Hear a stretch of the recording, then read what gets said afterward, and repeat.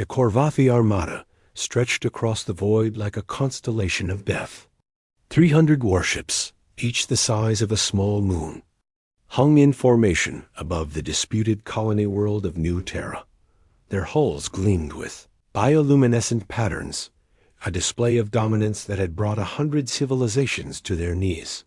Commander Eva Reeves stood on the bridge of the HSS Defiance, her hands clasped behind her back as she studied the tactical display. The single human warship looked pathetically small compared to the alien fleet, a mere frigate, barely 200 meters long, dwarfed by vessels that measured their length in kilometers. "They're hailing us again."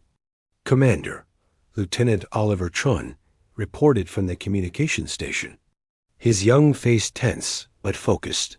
"Put them through," Eva said calmly. The viewscreen flickered to life, revealing the Corvathi Supreme Admiral Crothzer. His 4 eyes gleamed with amusement, and his mandibles clicked in what Eva had learned was their equivalent of laughter. "Little human," Crothzer's voice boomed through the translation matrix. "Your persistence is admirable, but foolish. You have sent one ship against our armada. Even your arrogance has limits, surely?" Behind him, Eva could see other Corvathi officers chittering and gesturing at their displays, clearly finding the situation hilarious.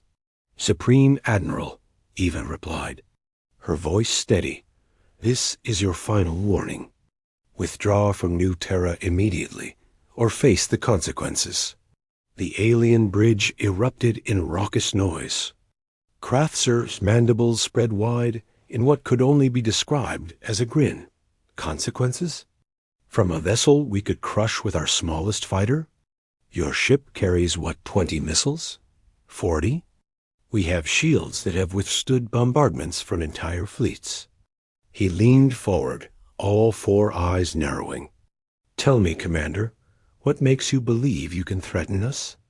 Ava's expression didn't change. "Because you've never fought humans before.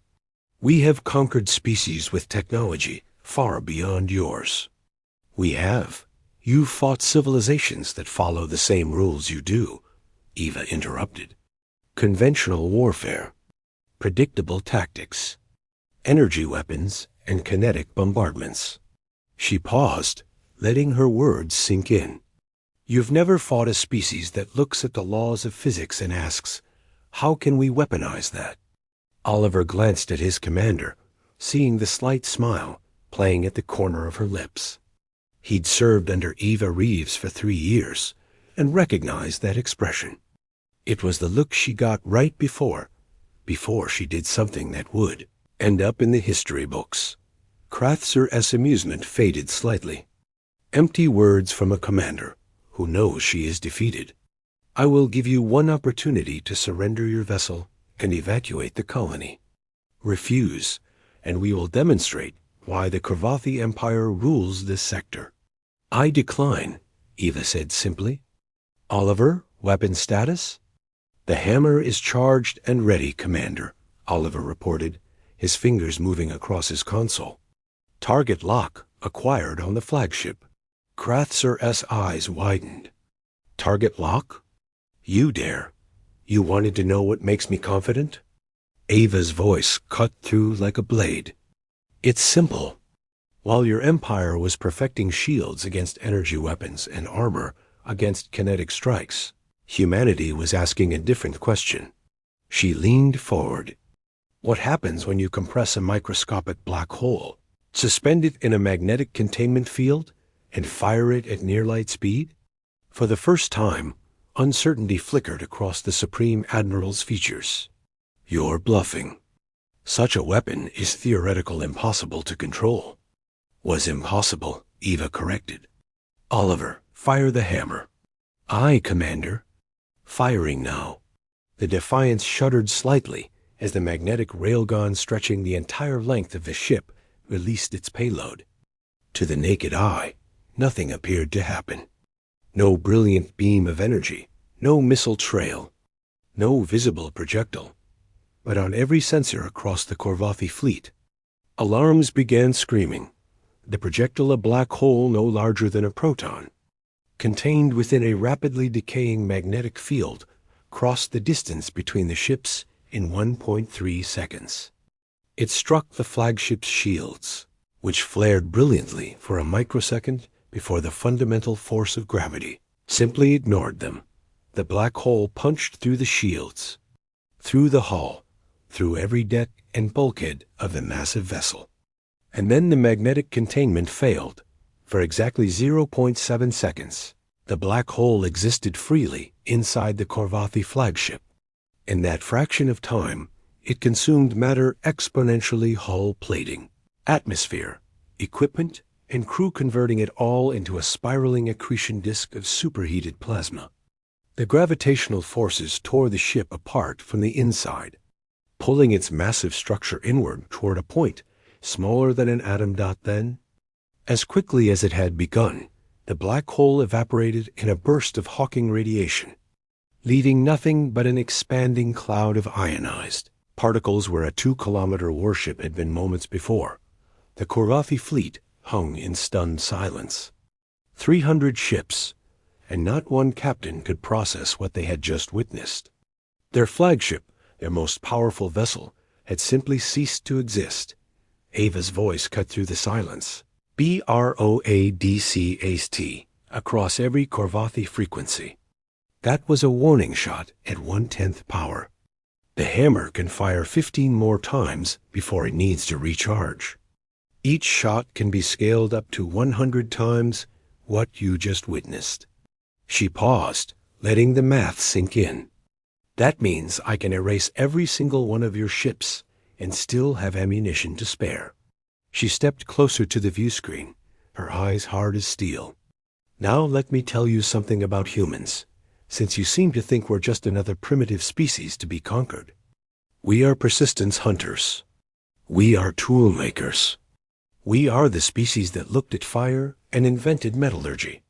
We looked at the atom and invented fusion. We looked at the fabric of space-time itself and thought, how can we turn that into a weapon? Oliver watched his commander, feeling a surge of pride despite the gravity of the situation.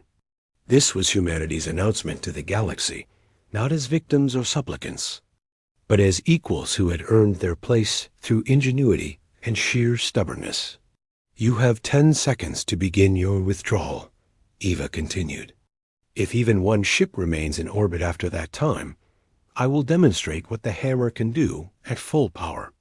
Your choice, Admiral. The response came in 8 seconds. The Corvathi fleet, moving with unprecedented speed, began their retreat. Massive engines flared to life as ships that had been positioned for an orbital bombardment instead fled like startled prey. Within minutes, the entire armada had entered jump drives, leaving the space around New Terra empty except for the expanding debris cloud that had once been their flagship. Oliver let out a breath he hadn't realized he'd been holding. Commander, we're receiving a transmission from New Terra. The colonists are, well, they're cheering. Eva allowed herself a small smile. Good. Send a message to Fleet Command. Tell them that first contact protocols may need revision. It seems our reputation precedes us now. What do you think they'll do? Oliver asked. The Corvathi, I mean. Will they come back? Eva looked out at the stars, where hundreds of thousands of alien civilizations conducted their affairs, most of them still unaware that humanity had just announced its arrival on the galactic stage in the most dramatic way possible. They'll tell others what happened here today, she said quietly. They'll spread the word about the tiny human warship and its impossible weapon. Some will fear us. Some will respect us. Some will want to test whether we're really as dangerous as we appear. She turned to face her crew. But they'll all learn the same lesson the Corvathi learned today. Humanity doesn't ask for permission to exist. We don't beg for our place among the stars. We earned it the only way we know how, by being too stubborn to quit and too clever to be stopped. Oliver grinned. HFY, Commander? Ava's smile widened.